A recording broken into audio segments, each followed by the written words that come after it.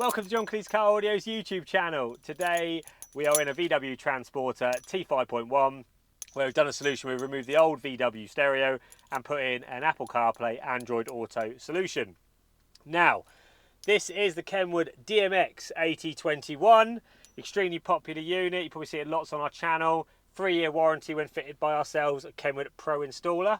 Let's turn it on. We've fitted the flush fit fascia, so it looks really nice and like it's meant to be in the dashboard. You get the VW Splash logo. Excuse a few of the fingerprints, I've been using it prior to this video was taken. Let's wait for this to boot up. It's going to come up with a disclaimer on the screen. You can wait 10 seconds, it disappears, or you can hit agree and it will go away. My phone should automatically connect because it is already connected, so if we wait a few seconds, CarPlay symbol went from grey to green. So now if I hit this, I've got my phone Apple CarPlay. Now, if you're not used to CarPlay, it is Apple's in-car operating system. So it's extremely easy to use. That's your home button. Now the customer can use apps like iOS Maps, Google Maps, Waze navigation, and if you pay for it, even TomTom Go as well.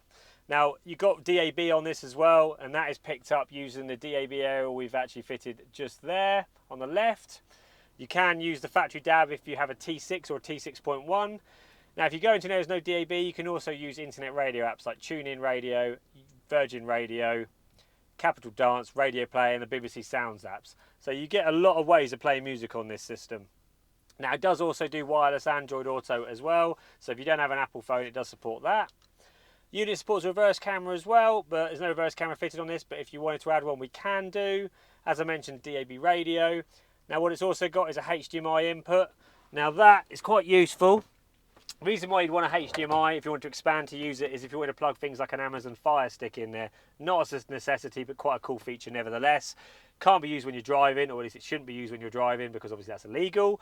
But by plugging HDMI in the glove box, which we've run down here, as well as the customer's USB, the customer can then watch Netflix and YouTube through this input here. We've also fitted an extra power supply at the back. That's to power an Amazon Fire Stick because the USB on most aftermarket radios is not enough power to drive an Amazon Fire Stick, so we put an extra supply in. It also means the customer can have their phone plugged in at the same time as an Amazon Fire Stick. You know, you're not ruining, you're not using up your USB slot for your KENWOOD, you've got a spare one. Now, this unit had a little feature where it had a picture of a car on the screen with parking sensors. So rather than putting it up on the display, customers thinking of having a reverse camera at a later date, possibly, what we've done is we've actually got them to come up on the MFD display down here. So it says KENWOOD. So I'll give you a little example. If I put this car into reverse, what's going to come up here is parking help with X's. And as you get further and further away, those X's will disappear. So if I quickly lower the handbrake down, actually you can see this. I'm going to start the car up. And I'm going to move forward, and then I'm going to show you what it does as I go back. Don't judge me for using the camera whilst reversing. So as you'll see, the X's get closer and closer as you go further and back.